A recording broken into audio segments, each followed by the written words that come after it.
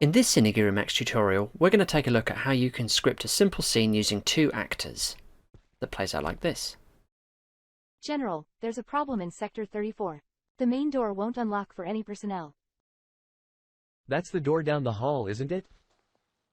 Yes, the big green shutter door. Luckily for you, I can open it from here. So what's nice about a scripted sequence like this is that the player still has full control and they can walk around, but our characters are kind of acting according to our commands. And in the previous tutorial we looked at how you can write action texts and set up characters as actors. So what we're going to do is we're going to rebuild this scene from scratch. So I'm going to delete all of the elements apart from the scenery, and we're going to go through from the beginning. So our scene obviously involves a green door. I'm just going to leave that where it is for now. So let's start with our actors. So firstly, these are a couple of characters I made in the character creator. There's nothing special about them. I didn't change the animations or anything. These are just the stock animations that come with them. But I called one Bob and I called one Jane. And it's important, as we said in the last tutorial, that they have unique names. So you could call them anything you wanted, but yeah, we've just called them Bob and Jane for this example. So the first thing we need to do is go into their behaviors and change their behavior to CG actor. And then we need to go into their text file and we need to change that to an action text. Now we haven't written an action text yet, so I'm going to just quickly create one now. This is a blank text file and I'll literally just save this as bobjane.txt. So bobjane.txt is where we're going to be adding all of our commands. Just minimize that for now and select it, bobjane.txt. We're also going to want to add some dialogue to this character. So in the scene you just heard, there were 4 lines of dialogue, 2 spoken by Jane and 2 spoken by Bob. So if I click on this little 3 dot icon here, I can change the sound that's in sound slot 0. And I've actually got some pre-recorded sort of AI generated dialogue here. General, there's a problem in Sector 34. The main door won't unlock for any personnel. Good old text to speech. So we will select that as our first sound clip, and then we'll select this clip as our second one.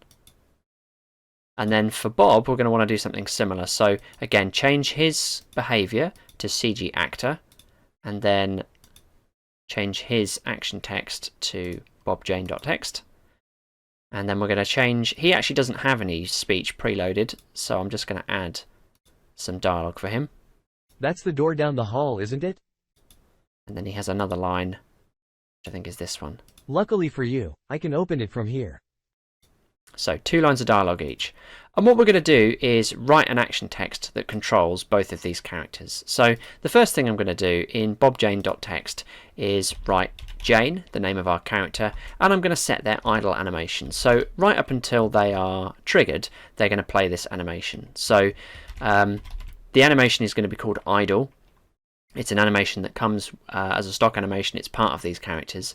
But what I'm going to do slightly differently to last time is I'm going to add another pipe character, and this time I'm going to set a speed for the animation. So I'm going to play it at half speed, 0.5.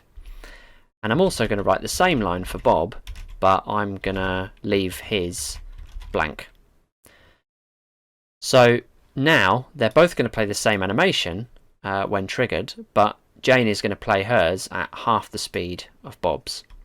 So I just want to drop in a cine trigger zone so I can trigger these characters off. And I'm going to connect it to one of the characters. It doesn't matter which one. I'm going to connect it to Bob. You don't need to connect it to both. Just one. Provided one character is connected, it should be fine. So let's go into test game.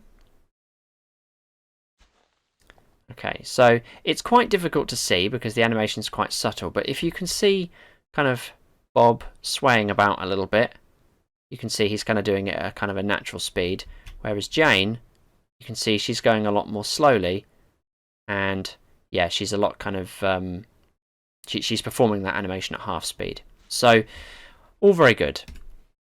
So we've managed to have our actors kind of just stand still and do nothing. But what we actually want to get them to do now is move between some marks. So I'm going to add down a couple of actor marks. So the first one, I'm going to put it next to Bob Jane's going to walk over to Bob and she's going to say her first line. So we'll change the name of the actor mark to Mark 1. And every mark has to have a unique name. So the next mark is going to be for Bob. This is when he walks over to the computer, and we're going to put it just next to the table. Let's get that positioned a little bit better, and we're going to call that Mark 2. And I'm just going to change the position of our actors slightly, just so we actually have a bit of a scene going on here. So let's rotate Jane round, move her away a bit, and then we'll have Bob actually facing more or less the direction of Jane. So Jane's going to walk in, she's going to stop when she gets to Bob, she's going to say her line, and then Bob's going to walk over to his computer. So to add all these commands together, let's start writing some commands. So the first thing that we want to happen is we want to trigger Jane to move to a particular mark, and we call that mark 1. And then we're obviously going to want Bob to move to his mark, which is Mark 2. Now at the moment we haven't added any delays or pauses or anything like that, but this is just to show you that the characters will move to various spots. So as soon as Jane reached her mark, Bob moved over to his. Okay, so now, going back to the previous tutorial, we're going to use the speak command. So when Jane gets to her first mark, she's going to speak her first line, which is in slot 0, and we're actually going to assign a volume this time. So we're going to assign that at 93%. So that's 93% volume. Now, some of the commands in CineGuru MAX, some of the actor commands play sort of concurrently. So, for instance, if a sound is playing, a character can still move. Or if they're animating, they can still speak. But some of the commands happen in sequence. So if I were to play this now, because the speak command can kind of play audio over the next command, Bob will actually walk away from Jane while she's still talking. So it'll look a little bit strange. General, there's a problem in Sector 34. The main door won't unlock for any personnel.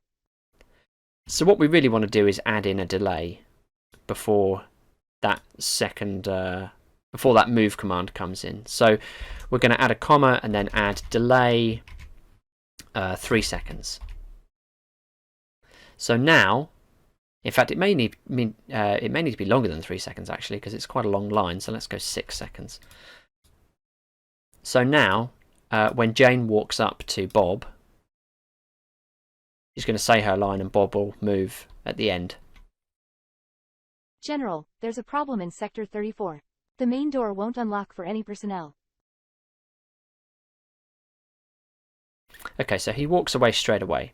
But we don't actually want Bob to walk away straight away. We actually want him to say his line first. He asks her, isn't that the door down the hall? So we're going to create a new line and we're going to type Bob speak, and we're going to get him to say his first line, which is also in slot 0, his slot 0.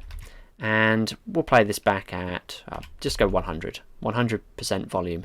And again, we don't want Bob to be kind of walking away as he's saying it, so we'll delay his sort of next line by, I don't know, 3 seconds.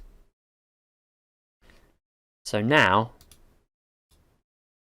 Jane walks up, says her line, Bob replies, and then he turns and walks over to the computer. General, there's a problem in Sector 34. The main door won't unlock for any personnel. That's the door down the hall, isn't it? Okay, so perhaps some of the delays are a little bit long. We could probably tweak that, kind of make that a little bit shorter. So it's a 6-second delay at the moment. Let's make it a 5.5-second delay. And then also he has a 3-second delay before he starts moving. Let's make that 2. We'll go 2.5. That might be too short, but we'll see. Now, Jane had a second line of dialogue, so we need to add in that too. So again, like we did before, Jane, speak. Her second line of dialogue is held in slot 1. So slot 1, 94% volume, and we'll make a little delay of 3 seconds. And let's just see what that looks like.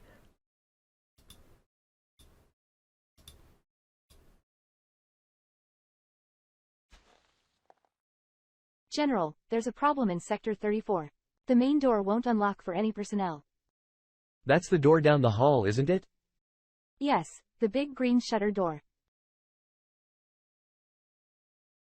Okay, very good. And then the last thing that we want to do is we want to add Bob's final line. So that's also stored in slot 1. And his final line is something about, luckily for you, I can open it from here. So if we just type in speak, the pipe symbol, 1, so that's the number of the slot that we're referencing, another pipe, and then a volume out of 100. So we've just gone for 100%. Now he's going to say his line when he gets to the computer.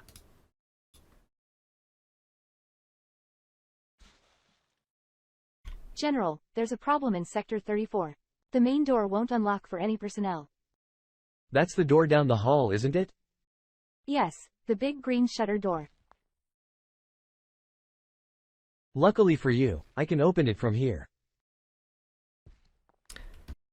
So one of the areas where CineGuru MAX perhaps lets itself down a little bit compared to CineGuru Classic is that the stock characters don't come with any sort of speaking or gesture animations, so it makes it quite difficult for them to act out of the box. As I said in the last tutorial, I do recommend getting the animation booster pack, but I fully understand that some people won't want to buy that. And that means it can be quite difficult to get your stock characters to kind of emote and actually act. Because what would be nice would be at some point during this conversation to have the characters gesturing, pointing, talking, all that kind of stuff. And unfortunately, we can't do that with stock characters. But just to show you what that would look like, again, and I showed this in the last tutorial, I'm going to drop in another instance of our character and I'm going to change their behavior to play animation. And what this is going to allow us to do is go into these drop downs here, and you'll be able to see all of the names of all of the animations associated with this character. And we're just going to pick one of them.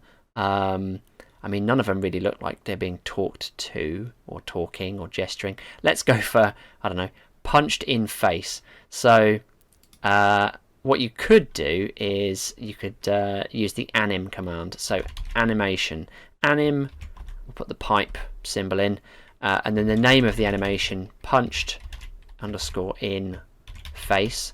And then we'll put another pipe in there and we'll put a speed for the animation. So let's have this at 0.2, so quite slow. So what this means is that as Jane is sort of saying her first line, she's going to do this kind of weird flinch backwards. So just to show you what that would look like. General, there's a problem in Sector 34.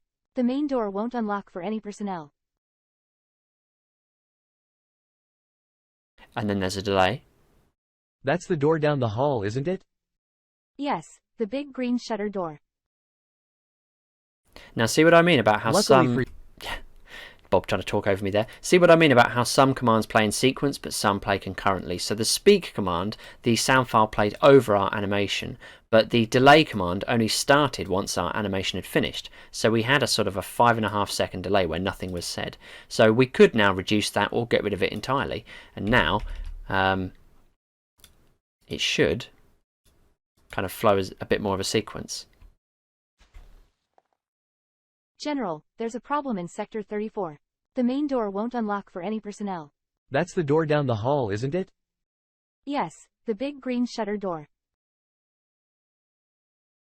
Luckily for you, I can open it from here.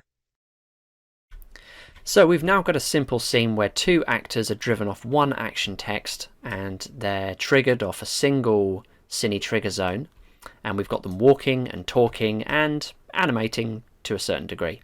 But in the next tutorial we're going to add some music that's also going to be controlled through our action text, and we're also going to subtitle our characters in a future tutorial, and also get Bob to actually open that door himself, again all using the action text. So tune in for future tutorials.